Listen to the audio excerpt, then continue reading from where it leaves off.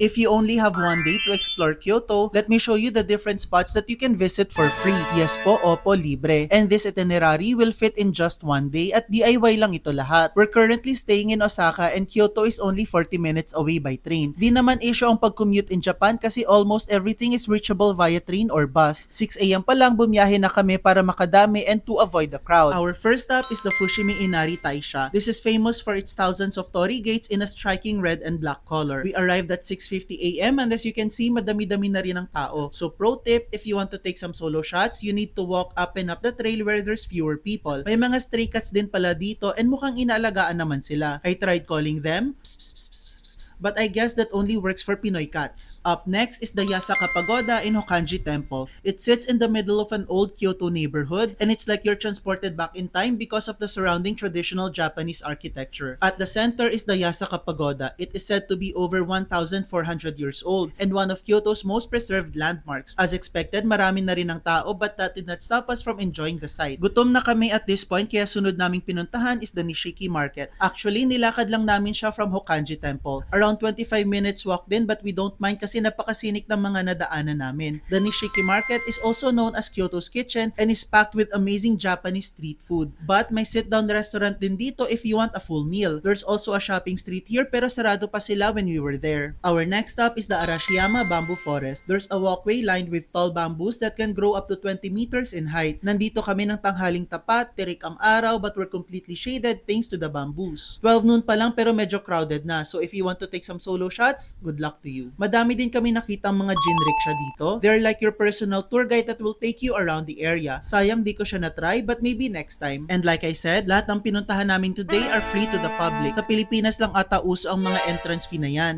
Save this video para may guide kayo if you also want to do a day trip to Kyoto. More Japan adventures coming soon so do like and follow to stay updated. And for your future travels, you can use my code and click the link in my bio to get discounts on Klook. Yun lang, okay, thanks, bye!